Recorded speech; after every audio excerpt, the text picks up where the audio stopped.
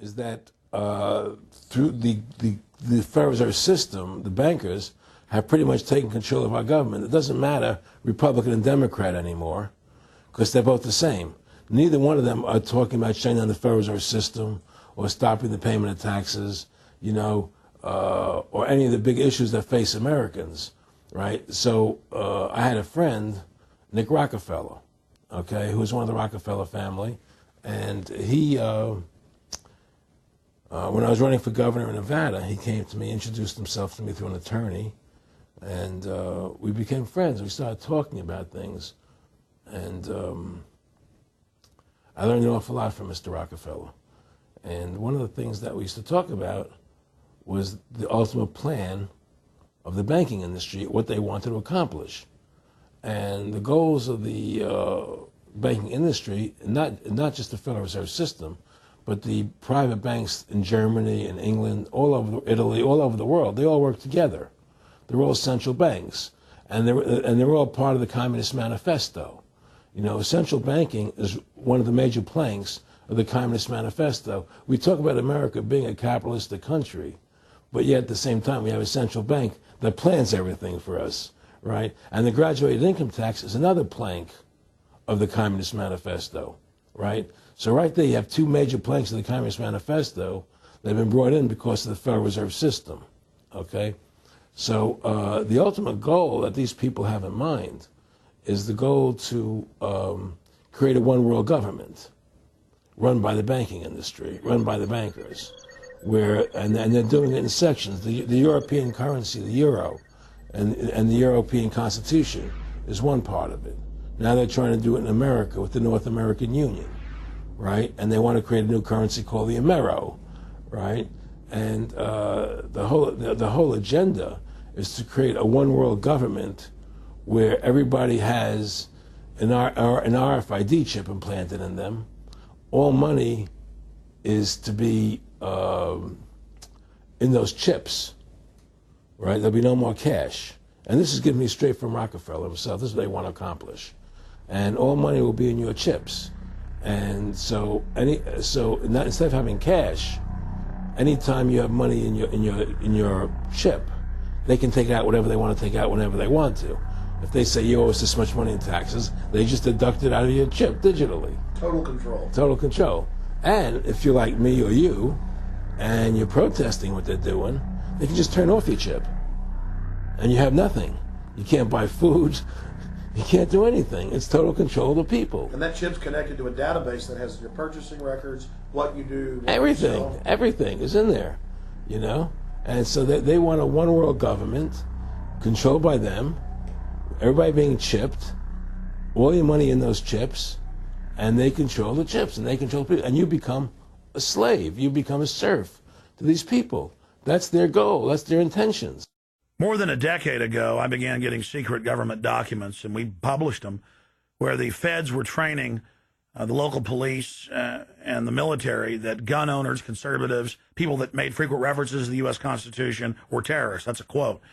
But in 2009, it broke into the national media when we received the secret MIAC report from a state police officer, and that was in the state of Missouri, but the feds had written it, demonizing Ron Paul, people that wanted to end the Federal Reserve, people that wanted liberty and freedom.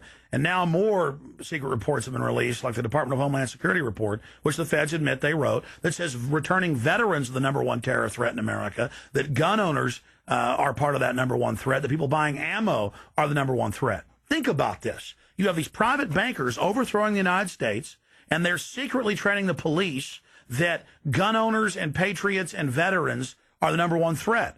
So they're saying the American people that follow the Constitution and Bill of Rights that will actually stand up against this tyranny are terrorists, because they are the terrorists. They are the criminals coming in with a corporate takeover, a hijacking of the nation. Aaron, could you be specific about when you met Rockefeller, how it happened in these discussions? I met Rockefeller through a female attorney I knew who called me up one day and said, one of the Rockefellers would like to meet you. I had made a video called Mad as Hell, and he'd seen the video and wanted to meet me and knew I was running for governor of Nevada. So sure, I'd love to meet him. And I met him, and I liked him, and he was a very, very smart man. And we used to talk and share ideas and thoughts. And he's the one who told me 11 months before 9/11 ever happened that there was going to be an event. Never told me what the event was going to be, but there was going to be an event, and out of that event, we were going to invade Afghanistan to run pipelines from the Caspian Sea. We were going to invade Iraq, to take over the oil fields, establish a base in the Middle East, and make it all part of the New World Order. And we'd go after Chavez in Venezuela. And sure enough, later 9/11 happened, and I remember he was telling me how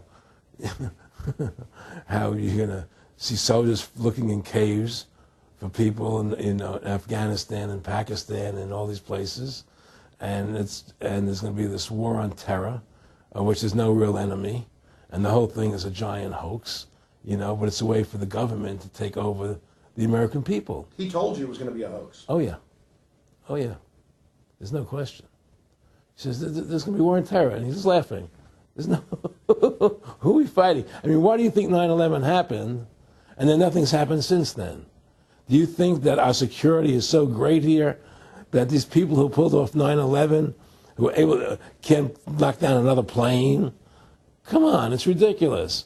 9/11 was done by people in our own government and our own banking system to perpetuate the fear of the American people into subordinating themselves to anything the government wants them to do. That's what it's about, and to create this war, this endless war on terror. And that's why and that was the first lie. And the next lie was going into Iraq, to get Saddam Hussein out with his weapons of mass destruction. That was the next lie. Now, specifically, this was a little over 6 years ago. This was 11 months before 9/11. Yeah. And Nick Rockefeller, who's a lawyer, he's become your friend over the previous years, and he's saying to you that there's going to be this big event, and then out of that we're going to have a war on terror, and it's just going to go on and on. Right, an endless war on terror without any real enemy. That you can never define a winner. And did he say that it's going to be perfect because you can't define an enemy? It just goes on? Yeah, because you can't define a winner. There's no one to beat, so it goes on and on forever. And they can do whatever they want. They scare the hell out of the American public. Look, this whole war on terror is a fraud. It's a farce. It's very difficult to say it out loud because people are intimidated against saying it. Because if you say it, they want to make you into a nutcase. But the truth has to come out. That's why I'm doing this interview. The fact of the matter happens to be that the whole war on terror is a fraud. It's a farce. Yeah, there's a war going on in Iraq because we invaded Iraq. And people over there fighting, But the war on terror, it's a joke, And until we discover what really happened on 9/11 and who was responsible for 9/11, because that's where the war on terror emanates from. That's where it comes from. It was 9/11 that allowed this war on terror to begin. And until we get to the bottom root of 9/11, the truth of 9/11, we'll never know about the war on terror.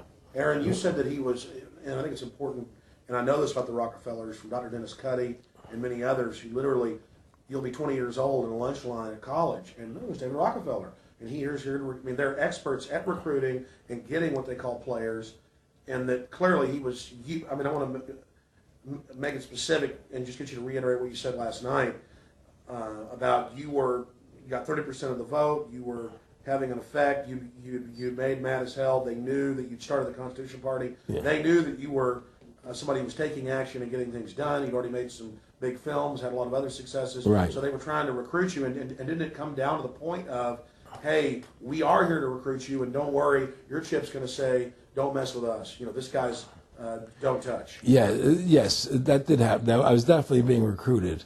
But it's more subtle than that. Well, in your words, just go through the process and then what he said. Well, what it is remember we were friends, and he used to come to my house a lot. We'd have dinner, we'd talk, and he'd tell me about business investments that he'd get involved in, or they would help me with this business investment or that business investment. And was I interested in joining the Council on Foreign Relations? I would have to get a letter to join them, but was I interested in that? And just stuff, leading you on. And I used to say to him that I never really did that because that wasn't where I was coming from. As much as I like you, Nick, your ways and my ways, we're on the opposite side of the fence. You know, I don't believe in enslaving people, you know, and he would come back with, "Oh, I do." Or, well, it would be more like, you it's know, better for them. well, it's more like, you know, how do I put it? It was like, what do you care about them? What do you care about those people? What difference does it make to you? Take care of your own life. Do the best you can for you and your family. What do the rest of the people mean to you? They don't mean anything to you. They're just serfs. They're just people. You know, it was just a lack of caring, you know, and that's just not who I was. It was just sort of like cold, you know. It was just like cold, you know. And I used to say to him, what's the point of all this? You have all the money in the world you need. You have all the power you need. What's the point?